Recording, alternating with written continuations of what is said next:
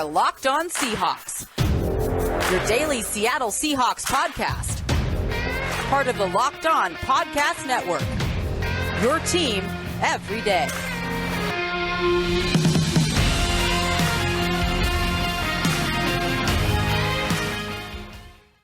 Greetings, 12s and Jags fans. It's time for our latest Crossover Thursday episode. I'm Corbin Smith for Locked On Seahawks. Glad to be joined by Tony Wiggins of Locked On Jaguars. And this is a game, you look at the records, maybe not a lot of reason to be excited. The Seahawks at 2-5 have been very disappointing. Jacksonville coming off their first win. They're 1-5, had a bye week.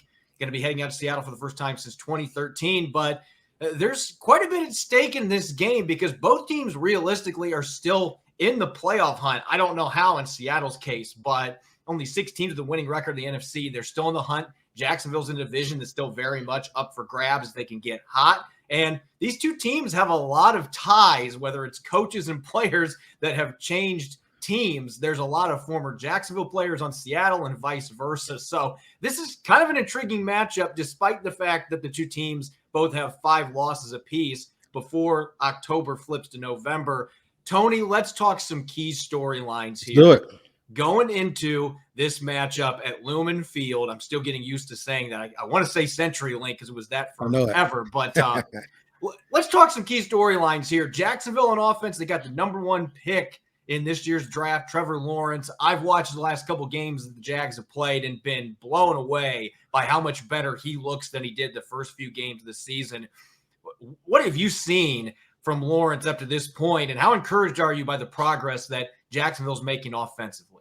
I'm extremely encouraged by it, and one of the things that I'm encouraged about with him is he's Joe Cool. This doesn't look too big for him. At first, you could say that it probably looked too big for him when he first came out of training camp, but really what it is was you saw a guy who's super, super talented, who's used to being able to will himself to victory, trying to play hero ball, and that caused some problems. That caused him to try to force some balls. That caused him to not check down. And, you got to check it down when you can in the NFL. You're not going to always hit the big plays that you hit in college. And he trusted that big arm of his, and it got him in a little bit of trouble because young guys always have to remember, you're not just playing against the players on the other side. You're usually playing against some old, grimy, 35-year assistant coach that you're trying to match wits with, and he's going to fool you every time. So Trevor just calmed down and started to trust and believe in his teammates a little bit more, and the coaching staff started to use his teammates. So what happened is you saw a calming effect. You saw the lights not get too big for him on a Thursday night game, matching up with Joe Burrow, where he played very well. So, he looks like he's going to be the boss and be the part and a guy who could probably end up one of those top 6 guys for about 10 years. Yeah, and I'll tell you what, from Seattle's defensive perspective, they've had 2 pretty solid games on defense after the first 5 games giving up a bazillion yards. It seems like that's the new Seahawks defense. They did it last year. We're on pace to shatter the record. This year they were on that pace, and I think they now are off of that pace after the last 2 weeks, but they've been playing against an aging Ben Roethlisberger, and Jameis Winston the other night was really struggling to throw the football accurately in the rain with the wind. So take those 2 games with a grain of salt. I really believe that this is going to be a test for them because of Trevor Lawrence's physical abilities, and that includes his mobility. The Seahawks have had a lot of trouble with quarterbacks that can move and run around, and so that is something that's going to be very interesting to watch because this is a Seahawks defense that has a lot of talent when you look on paper. Jamal Adams should be one of the best safeties in the league. Bobby Wagner, 6-time All-Pro. You've got Carlos Dunlap up front. Poona Ford's one of the most underrated defensive tackles in the league. Jordan Brooks has had his moments where he's looked really good next to Bobby Wagner. Quandre Diggs has been a Pro Bowl free safety. I mean, they've got tons of talent, and yet they've been getting carved up most of this season. They've had all kinds of issues with communication, coverage breakdowns. Their pass rush was supposed to be a strength, and it hasn't been. So it's been a highly disappointing season on defense, and yet this is going to be a pretty good game for them. A nice little litmus test against a player that so far, I believe, has lived up to the billing in Trevor Lawrence. Yeah, and one of the things that I think I grazed over it a little bit, and I'll go back. What makes this tough, and I do believe it's going to be a very close game. If you watch the last 2 against Miami, which was a win in London, and the week before that, was a Thursday night game. Well, no, I'm sorry. They played tough against the Titans and in the first half and then got overrun in the second half. But they led Arizona 2 weeks prior to that game. They led Arizona at halftime, and then they played on Thursday night on a short week, and they lost on a walk-off kick to Joe Burrow in Cincinnati. And Joe Burrow, it turned out that they're a pretty good team. So when you look at Arizona, Cincinnati, Tennessee, those 3 games, they didn't look overmatched until in the second half in 2 of them, and they lost the Cincinnati game at the buzzer. And then, of course, against Miami, they came out slow. They didn't panic. They regrouped and then pretty much dominated the second half and then found a way to win the game with 2 50-yard kicks at the end of regulation and a 4th-yard stop in between. So I think what they've done is they came out of camp not knowing who they were and what they had and used camp as a big tryout, which was a mistake. They've got their footing up underneath them now. They know who their weapons are. They know who their best guys are. It's Trevor Lawrence. It's James Robinson. It's Marvin Jones Sr. and Jamal Agnew has made some big plays, and they're using him as a speed guy. So now you'll see them start to condense. I know it's a college basketball phrase, but when a coach when he gets into the tournament, he shortens his bench. So now you're going to see the Jaguars shorten their bench a little bit, and that's because they now have an identity behind those 4 or 5 players that I just mentioned.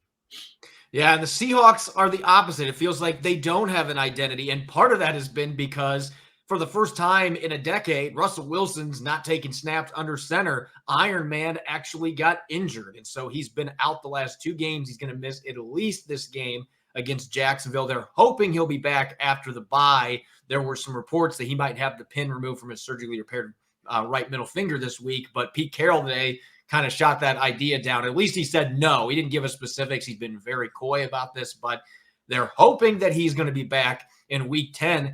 Gino Smith's had his moments where he's looked good, and then he's had extended periods where he has looked very much like a backup. You know why he hasn't been a starter for quite some time. And so that offense has been trying to find an identity without Russell Wilson. They ran the ball well against Pittsburgh 2 weeks ago. That did not happen against New Orleans on Monday night. Saints have a really good run defense, and the Seahawks just kept trying to run into a brick wall. Wasn't working. Gino Smith was getting harassed. So despite having the weapons they have on the outside, their offense has been pretty underwhelming in the last couple of weeks without Russell Wilson. As expected, there's been a big drop-off at the quarterback spot. And so this is going to be a drop-off in quarterback the Jaguars are going to be facing compared to some of the ones they have faced in recent weeks. And so that might give them the advantage, might make them a favorite in this game because winning at Lumen Field is not hard anymore, apparently. The Seahawks are 0-3 now at home. It's just been an unprecedented season. We'll have more time to discuss that as we dive deeper into the show. We're going to get into some concerning matchups here in a minute. But first, this episode of Locked On Seahawks is brought to you by McDonald's, proudly serving communities since 1965. McDonald's has always been more than just a place to get tasty, affordable food. It's a place where friends and family can come to reconnect. Win or lose, it's a place where teammates, competitors, the home team or the away team can come to recharge. I remember always stopping at McDonald's after our two-a-days, and I know that's foreign to a lot of current high school football players, but after 4.5, 5 hours of practice, nothing was better than a couple Big Macs and some fries to recharge. So head to your local McDonald's to refuel and reconnect. Did somebody say Locked On Seahawks watch party? McDonald's, I'm loving it. And this episode is also brought your way by Rock Auto. With the ever-increasing numbers of makes and models, it's now impossible for your local chain auto parts store to stock all the parts you need. Why endure often pointless or seemingly intimidating questioning and wait while the person behind the counter orders the parts on their computer, choosing only the brands their warehouse happens to carry? You have computers with access to rockauto.com at home and in your pocket. Why choose to spend 30, 50, or even 100% more for the same parts from a chain store or a car dealership? Rock Auto prices are reliably low for every customer. They have everything you could need, whether it's brake parts, tail lamps, motor oil. They even had a steering wheel cover for my new Dodge Charger. Go explore their easy-to-use website today to find the solution to your auto parts needs. Go to rockauto.com right now and see all the parts available for your car, truck. Right, Locked On in there. How did you hear about us box? So they know we sent you. Amazing selection, reliably low prices, all the parts your car will ever need. rockauto.com. All right, let's talk some concerning matchups. And as I mentioned to kick off this show, Tony, even though these teams have pretty underwhelming records and they're near the bottom of the conference standings, there's a lot of talent on Seattle's roster. There's a lot of young talent on Jacksonville's roster. Jacksonville's been playing tough against really good teams for the last month or so. Really, most of the season, they've been very competitive for Urban Meyer. Seattle's been right in the thick of things, even without Russell Wilson. They just can't find a way to finish. So there are certainly going to be a number of matchups in this game that are going to be worth watching. From Jacksonville's perspective on offense, what is a matchup that concerns you the most going against this Seahawks defense that has played a bit better the last 2 weeks? My immediate concern is because they're banged up on the offensive line. As recently as last week, they played with 3 backups. And although most of the guys that they used as backups is reserved, they missed 2 starters. And then one guy who came in for the starter, Ben Barch, he went out with an injury. So they were getting really thin in their depth. The good thing for Jacksonville is those guys played well. And the other thing is they had a lot of experience. Even though they played a lot of football, they're just not starters this year for this team. However, it is a concern because, one, even though Trevor is very mobile, you do need to keep him upright, and you don't need to get him off of his square and his timing too much. They haven't had a lot of separation at wide receiver, so he's had to hold on to the ball a little bit longer, and he's had to make tighter throws into windows. So if they can't get the run going, then those guys in Seattle could pin their ears back. And now it could be a double whammy where if you can't get the run going, play action doesn't work, the linebackers aren't being held, those windows get smaller. And they just can't have any more injuries, and they can't have that line depleted anymore, because if they do, they're going to tap into their depth, which is their depth behind their depth. And, as well as I do, Corbin, you've covered this for a long time. The more you dig into that bag of offensive linemen, the less the consistency gets and the continuity. So if anything is a problem for me, that's what it is, because they desperately need to run the ball. They need to get that going so they can get play action going and some short down and distance situations so Trevor doesn't have to hold the ball too long. From Seattle's perspective, the corners have been playing better the last couple weeks. They got a rookie in Trey Brown that I think needs to be the starter at left corner. They haven't given him that job yet, but he's looked pretty good the last 2 weeks. DJ Reed's found his comfort zone on the right side, but I still have my reservations. Even with Jacksonville not having DJ Shark, I think Laviska Shenault and some of the other guys they have could be problems for Seattle's secondary, especially with how up and down that cornerback group is. And I've always been a big fan of Trevor Lawrence. I love what I've seen the last couple of games. I think he is a better quarterback than the last 2 that the Seahawks have faced. And so we'll find out if the adjustments and making the turn, as Pete Carroll said, actually comes true, because this is a Jacksonville offense that's got some weapons that can create after the catch. Robinson worries me out of the backfield. Seattle did hold Alvin Kamara at a 2.6 yards per carry last week, but they're still 3rd in the NFL in terms of most rushing yards given up this year. So teams have had their way with them up front. So those are 2 areas that concern me: slowing down Robinson and the receivers on the outside, especially Shenault, with his ability to create after the catch, break tackles. That has not been a strength necessarily for that cornerback group. Worry about Lawrence being able to get some big plays that way in the passing game. Now let's switch gears. When the Jacksonville Jaguars are on defense, you aren't facing Russell Wilson, so you got that in the bag. You don't have to worry about number 3 in this game, but the Seahawks still have plenty of talent around their backup, Gino Smith. What concerns you the most from a matchup standpoint when the Jaguars are on defense? DK Metcalf as well as Tyler Lockett. It normally would be a tight end. I don't know if Will Dissly actually scares us to death. He probably would if Russell was quarterbacking, because Russell would understand that matchup and watch the film of what CJ Uzomah and the kid at Miami, Gesicki, what they did to the Jaguars over the last couple of weeks. And even the kid for the Titans had a couple of nice catches. So the tight end position has really, really been the Achilles heel of this defense so far this year. Whether it's the linebackers or the safeties, it doesn't matter.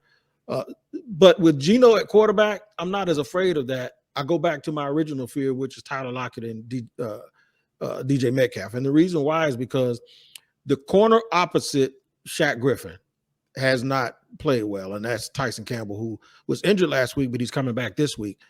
And they've been picking guys up off the waiver wire, and they've been starting. So once they traded away C.J. Henderson, they started to depend on guys that aren't very dependable. The thing with Shaq Griffin is, and you talk about your corners not playing well, and ironically, he came from Seattle. he has played extremely well. And I wouldn't say he's played great because there were some times early in the year, guys got behind him. But he does have the ability to recover, and he is long. So having a step on him isn't really a step unless you're DK Metcalf, because that means Metcalf has a range to go up and be able to get the ball in traffic. We saw the other night where he had a big play, which was not terrible coverage, but he caught the ball anyway. It's just that for me, that fear is tempered a little bit because it's not Russell Wilson and because it is Gino Smith. I just don't trust him very much, especially late. Yeah, it's not hard to understand why you would not trust Gino Smith after, that 84-yard touchdown. He had 83 yards passing. The remainder of the game was 0 for 6 on throws of 10 or more yards. So certainly didn't do anything to boost the confidence level in the coaching staff. That might be why they ran the ball 8 straight times in the third quarter, even though it wasn't working. They figured, let's keep trying because we're not moving the ball through the air. You mentioned Shaquille Griffin, and obviously very familiar with him. Have talked to him several times, 4 years with Seattle to start his career. Great interview, by the way. Especially when you consider the Seahawks secondary situation without him. Unfortunately, could not afford to keep him. But I actually am really concerned about that matchup. Even though Griffin has never been a big interception guy, Geno Smith could have been picked 3 or 4 times on Monday night by the Saints, and they dropped several of them. The last one, I think Demario Davis was just swatting it away because he knew the game was over anyway. But he could have thrown 3 or 4 picks in that game, and I worry about him taking some shots and the ability of Griffin to recover. As you mentioned, he did that a lot in Seattle because he's got that 4.3 speed. The ability to be able to recover when he gets beat. I worry about him baiting Geno Smith into making a bad throw to one of his star receivers. And Griffin's going to know Metcalf and Lockett well, because he faced both of them on the practice field for the last couple of years. So that kind of adds an interesting dynamic. You could say the Seahawks receivers know his strengths and weaknesses too from those practices, but I just have a concern about Geno Smith, DK Metcalf's wide open or Tyler Lockett's wide open, and Shaquille Griffin ends up coming up and making a big play, getting his first interception this season. That is my biggest concern with Geno Smith under center. If Russell Wilson was playing, I obviously would have a lot more confidence, but that is actually a matchup that worries me a little bit. And you should be grateful that tight ends have been your Achilles heel, because the Seahawks don't know how to use them, and they haven't for years. So I think you should be grateful for that. Gerald Everett could probably have pretty good numbers, but they very rarely get him the football. So Jacksonville might not have too much to worry about. Or maybe this is the game Seattle actually figures out how to do that. That would be something. Yeah, it would be something, because that has really, really been, if you look at tape, if anybody watches tapes, if there's a tight end around this league, he would be licking his chops. They've made everyone look like Travis Kelce.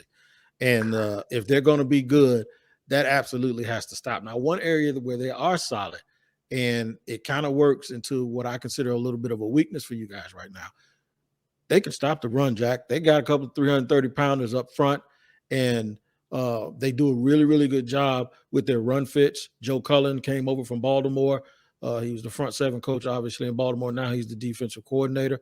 They play a lot of high energy up front, and they're big and they're physical.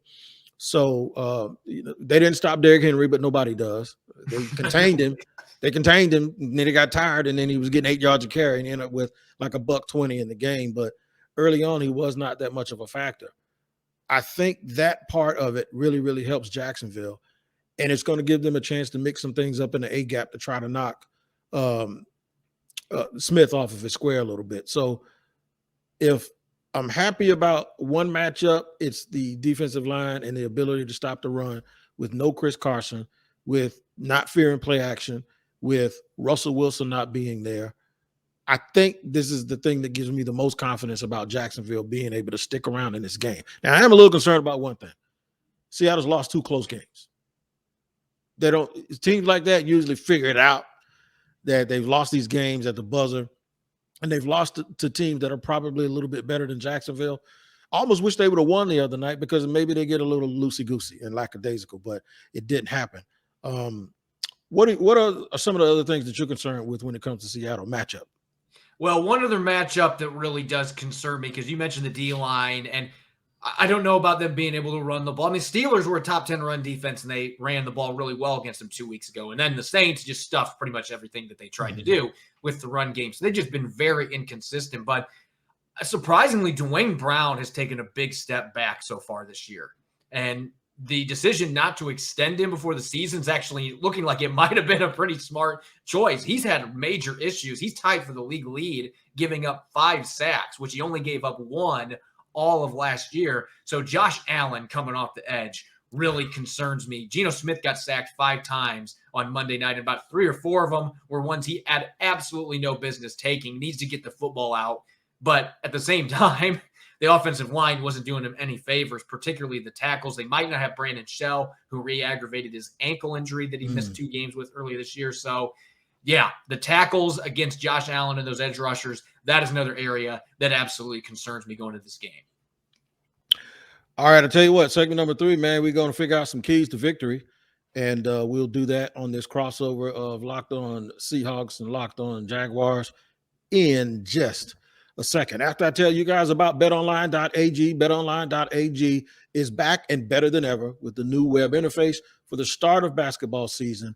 And right now, during the World Series, you can really go on and get more props, odds, and lines better than before, way more better than before, way more better. I like saying it like that. BetOnline remains your number 1 spot for the basketball and football action this season. So head to our new updated desktop or mobile website to sign up today and receive your 50% welcome bonus.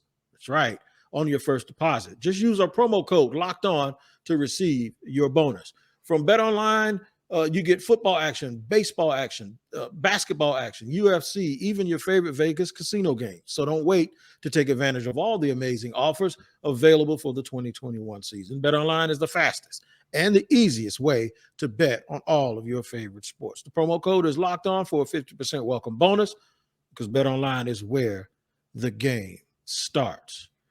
And we thank you on Locked On Jaguars as well as Locked On Seahawks for making us your first listen every day. And we are free on all platforms to be your first listen. And we really appreciate you doing that, because we are your team every day. I'm here being hosted by my good friend Corbin Smith from Locked On Seahawks, and about 10 other jobs he has, but we won't get into that. My man Corbin's always busy with it. So give me your keys to the game, bro. What do you think it can be the Achilles heel for the Seahawks or the key to victory? Well, we're talking Achilles heel to the Seahawks. You know, there's only 2 Achilles heels on a human body, but Seattle's had about 50 of them in the last few weeks. So I could talk for 15, 20 minutes about those issues. But looking at keys to victory, you mentioned the run game and having confidence in the front line for Jacksonville, being able to slow things down. The Seahawks can't be stubborn about this like they were against the Saints. But, I mean, they've got to find a way to be able to move the ball on the ground effectively, because you just can't put Gino Smith in situations where it's 3rd and 9 and 3rd and 10, and he's got to drop back and try to win the game with his arm and sling the ball around the yard 40 times a game. You can't do that with him. And I think Jacksonville's got enough talent in the secondary that could be a problem if you put him in those kind of spots. So they're going to have to find a way to get the ground game going. And I'm not saying they need a 100-yard rusher like they did 2 weeks ago, but they need to be more efficient with their run game this week than what they were against the Saints. Jacksonville has not been quite as stout against the run as the Saints have been up to this point. So maybe a little bit of confidence there. And gosh darn it, use the tight ends. I'm going to stick with what you said there. I've been saying this for 3 years, Tony. I think all of our listeners on Locked On Seahawks are probably tired of me bringing it up. But, I mean, every week I'm like, this is the week a tight end's going to break out. I've been doing it for 3 years because Gerald Everett's got a lot of talent. Will Dissly is a reliable target. Colby Parkinson, I don't believe he's maybe had 1 catch this year, but he was great in training camp. He's a big-time talent, and they're never trying to get him the ball. So I don't understand. If you're going to get him going, this is the game to do it. And I think it would really help Gino Smith, because they weren't using the middle of the field last week. They were trying to take all those deep shots, long developing routes, use that intermediate game with Gino Smith, allow him to get the football out quickly to those tight ends, especially Gerald Everett, who's so good at creating after the catch. Let those guys go to work, and then Jacksonville's going to have to make adjustments. That's where your play action deep shot to DK Metcalf or Tyler Lockett comes. When you've sucked those safeties up because they're worried about the tight ends, that's where you get those big plays downfield. They just, without Russell Wilson, they can't force the issue trying to get those big plays. And I think that last week, the 84-yard touchdown to Metcalf ended up kind of not being a blessing in disguise, so to speak. I think that they kind of were like, oh, we can get these big plays. And the reality is you're not going to get many of those with a backup quarterback like Gino Smith in the lineup. You have to set those up. I think you do that with a run game and those quick passes. Get the tight ends involved. Shane Waldron, I hope you're listening because this has been a problem for half a decade. Get the tight ends involved. Now, you're right. And for us, our Achilles heel can be, if they're going to lose this game, it's going to be because pre-snap penalties, long down and distance on first down. Although Trevor, in the past, that was a death sentence for Jacksonville because of Gardner Minshew and Blake Bortles. With Trevor, they can get a holding penalty. It can be 1st and 20. They get 9 yards on second down. Incompletion on, 9 yards on first down. Incompletion on second down, and it's 3rd and 11, and he can do it. That's what having a talented guy with a big arm gets you. You're never really too far behind. But you don't want to make a habit of it and be behind the sticks the entire game because it starts to wear on you, and it starts to make you dig into your bag of tricks too much, and then there comes the interception, or there comes somebody running free up the A-gap from Jamal. Yeah, I'm talking about him running free up the A-gap and getting a sack. So what you want to do is you want to keep that thing at 2nd and 6, 2nd and 3. If you're able to do that, then you're able to hold on to the ball, dig into your bag, use some clock up, and get out of there. And I don't think traveling, everybody talks about traveling. I think travel doesn't bother two groups of teams. Traveling from Florida to the Pacific Northwest doesn't bother a veteran team and a really good team. It's because they understand. And then it doesn't bother a real young team because they're too dumb to realize it's supposed to bother them. You know what I'm saying? It's like a kid that gets on a roller coaster and doesn't buckle his seat. He don't care. He doesn't even know he's supposed to be worried about that stuff. You only start worrying about it when you get old enough to fear it, right? So I don't think that they're going to worry about that. I think they're a loose bunch. Kind of in a weird way, the stuff that happened with Urban off the field kind of put the impetus back on the players, and it made it so that Urban kind of wanted to just fade into the background a little bit. And what happened is that one of the things that they were struggling on was their identity.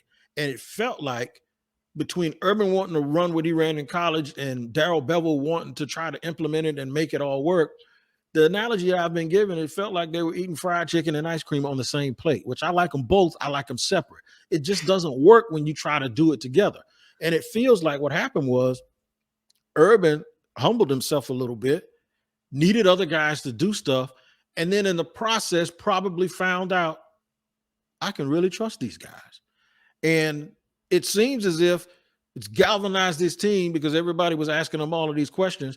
Those guys are hugging on the sidelines and they're reassuring each other, and the players are taking a little bit more of a leadership role, and it seems like Urban's able to delegate authority now to his assistants. So now they do have an offensive identity, and you will see a crisp team the way you've seen it the last couple of weeks. They came out of training camp not really knowing who they were, and you saw them practicing. It looked like they were in preseason games for the first 2 weeks. I don't think that's the case here.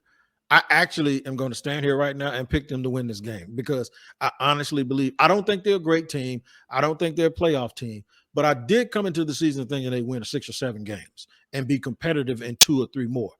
That's where I think they're getting back to.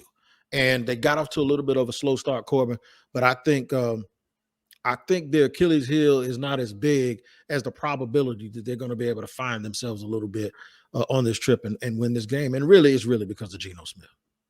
Yeah, and that's where I kind of sit at this point. I'm actually, from a analyst perspective, I actually think that this is a very dangerous matchup for the Seahawks team. And I mentioned earlier, Trevor Lawrence being the #1 overall pick. He's been that #1 guy throughout his football career, moving up the ranks for a reason. He is a big-time talent with great football IQ, outstanding leader, outstanding teammate. And he's really figuring things out. Now that he has had a few games under his belt, like you mentioned, I couldn't figure out as an outsider. I love Gardner Minshew, but why were you giving him first-team reps throughout? That made no sense to me. But now that Lawrence is the guy and he's had these reps, he's gotten a more trust build up, more connection with his receivers. They've got a really talented running back that I really like in Robinson. So this game really scares me. And so for that reason, I actually am going to pick the Seahawks to lose this one as well. I picked them to beat New Orleans. You would think at some point they can't go to 0-4 at Lumen Field, right? Well, you don't have Russell Wilson, and I think that they are learning their lesson right now. He has been able to cover up so many mistakes that the front office has made. They have not drafted worth a crap for the last 4 or 5 years. DK Metcalf's been the one exception. They just haven't drafted well. The guys they picked have gotten hurt. Marquise Blair just had another season-ending injury. LJ Collier is a healthy scratch because they've basically given up on him, and he was a first-round pick a few years ago. They have just not been able to restock the cupboard. Russell Wilson has made it that has been masked because he's such a phenomenal player, and they have some other talented guys. But now that you don't have him there, I mentioned this the other day, the chickens have come home to roost. And this football team just isn't very good. They're trending in the opposite direction of the Jaguars. I think the defense is playing better, but I don't think that they can make up for the fact that this offense right now is a sinking ship without a captain. They don't have a coordinator that is making the plays to help Gino Smith be successful. Gino Smith is a backup for a reason. Their run game is too inconsistent. So I actually think Jacksonville wins this one 27-21. I think the Seahawks are going to find a way to get 3 touchdown drives in this game, but I don't think it's going to be enough. I think Jacksonville is going to be able to have enough success on offense, might even have some special teams plays. Seattle special teams have been breaking down the last couple of games. I just don't have a good feeling going into this game. Until they get Russell Wilson back, it's hard for me to be optimistic because they just have too many cracks on this roster now. I'm going to go 24-20. I think that's going to be the score. We're close enough on those numbers.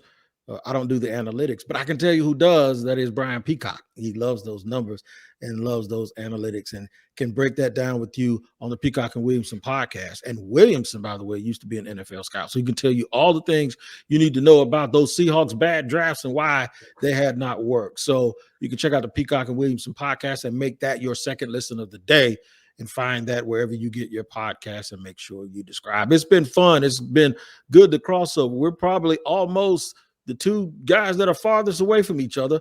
I think Crabs down in Miami is probably a little further away from you than I am, but it doesn't get much further than Seattle and Jacksonville, right? Maybe Tampa too, those Yarko and those guys. But it's been fun, man. I appreciate you, and I'm sure we'll have a lot to talk about come Sunday night after the game. So for Tony Wiggins and Corbin Smith of Locked On Jaguars and Locked On Seahawks, we appreciate you joining us for this crossover. Thank you very much. Take care of each other. We'll see you next time.